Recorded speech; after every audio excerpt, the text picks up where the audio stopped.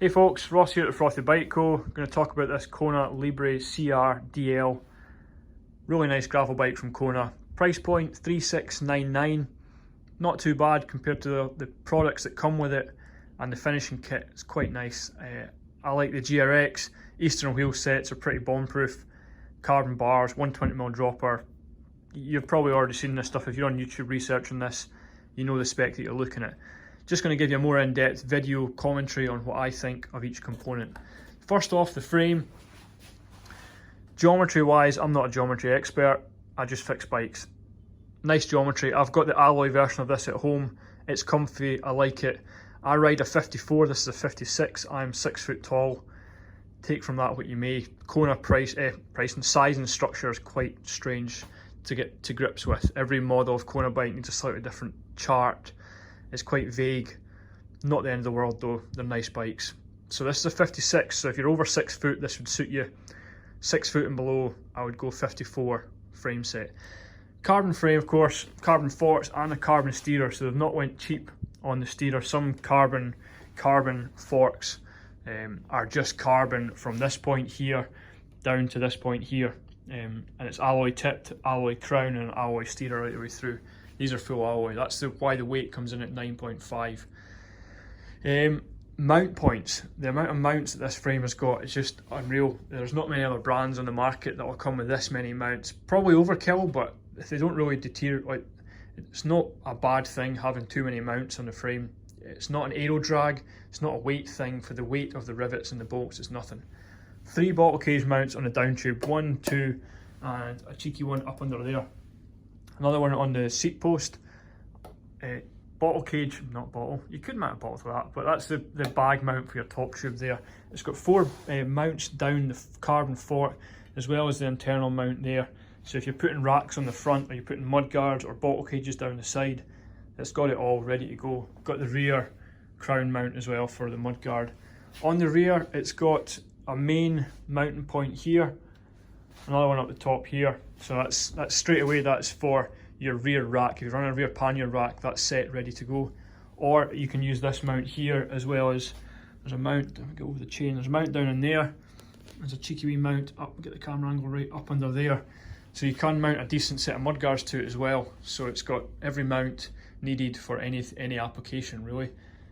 GRX group set, really nice hoods that it comes with. I'm a big fan of GRX over the SRAM gravel rival group set. This is the GRX 810 set. It comes with these really nice grips on the hood. It gives you a decent bit of grip, especially if you're in muddy conditions. Gives you a decent bit of grip there. Carbon bars from Eastern and carbon stem just keeps that weight point down.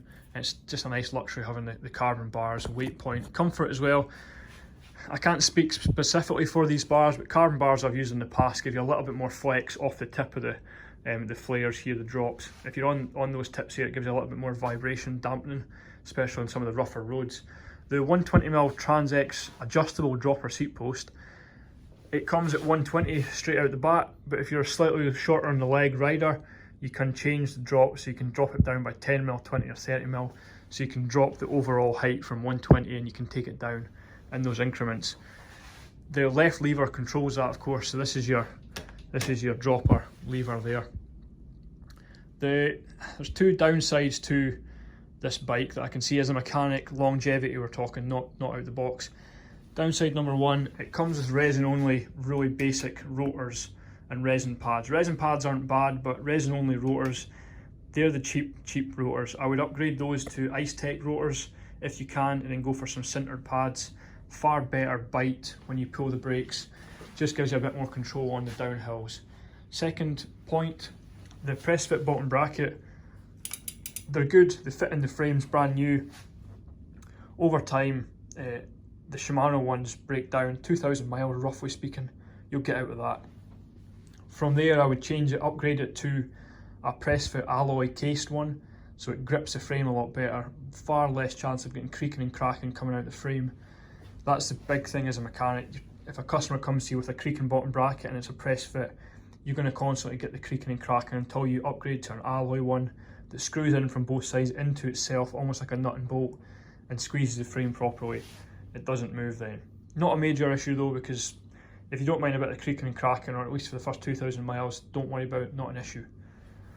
That's the two downsides. Upside, GRX, I like GRX, just it works straight out the bag.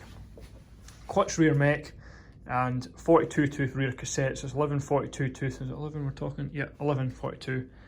Decent size in the rear, a 40 up front. If you're looking for bigger hills, I would downsize the front. It's far cheaper to go for a smaller front ring, doesn't have to be Shimano, a smaller front ring than it is to go for a larger cassette in the rear. Large cassette in the rear, bigger price point. Also you need to buy a bigger chain as well. I'm not sure on the biggest, so your rear mech tends to stop or limit you from having a huge ring on the back, a dinner plate ring. So personally I would go for a 38 tooth up front if you were doing bigger hills, but just now that ratio that's sitting there, same ratio I've got at home in my Alloy Libre, it's fine, no issues with it. For hills round about Dumfries and Galloway, southwest Scotland, not a problem. If you're tackling bigger hills, some much bigger mountain ranges, then yeah, take that down to a 38 on the front. I do like the mirror finish on this guard here. That's a pretty decent mirror finish there. That's of course just to stop the chain coming through and taking chunks out. If your chain does get stuck down here for some reason, stops it from taking chunks out of the carbon. Carbon's a really hard material, but if you take a chain through it like a chainsaw, it'll take chunks out of there. Big issues. There's a white dot on the chain here. That just denotes that is the joining link of a Shimano chain. As a mechanic, that is the weakest part of a Shimano chain because they still use a press fit link and they rely on the rivet being put in the right place. Personally, I would take that out straight away and I would put a 11 speed link straight in there. This GRX 11 speed 1x. That's my rundown. If I missed anything, Wtv Saddle. Generally on a bike of this, you'll have the saddle that you already like and you're going to take the saddle off and put what you like on it. Just give this one a go. It's pretty decent amount of medium dense foam in the rear. It's got cutouts all the way along it, and it's got some kind of star cutouts that you can pick up in the camera there. Star cutouts for your sit bones right on the back there. Quite comfortable in my opinion. That's my thoughts on this frame. Cable routing as well. Nice big holes. If you're trying to do some cable routing yourself, what's that, 2.5mm Allen key, take those caps off, easy cable routing, no issues. Yeah, there we go. Tubeless ready wheels, tubeless ready tyres, these are the Riddlers, 45s. It comes with tubeless valves, so all you'd have to do is take the tubes out of these, put the tubeless valve in, put some sealant in it, so buy some sealant, and then you've got some tubeless tyres ready to rock and roll. I don't advise running these tyres for 6 months, a year, and then try to make them tubeless. You'll probably put quite a few holes and cuts in the tyres. If you're going to do tubeless, do it with a new set of tyres, makes the job easier. Another little cool feature that Kona does in the majority of their bikes is they've got all of the details of the frame spec and size written on the back of the seat posts. It means if you have any issues, you're trying to get a new seat post, it tells you exactly what clamp, what post, what axles that the frame takes. No issues with compatibility. Yeah, there we go folks. Any questions, comment, any improvement points for the way I talk or the way I describe these bikes, or the major points that I've missed, please let me know. I'm trying to learn and get better at this experience. Cheers for watching.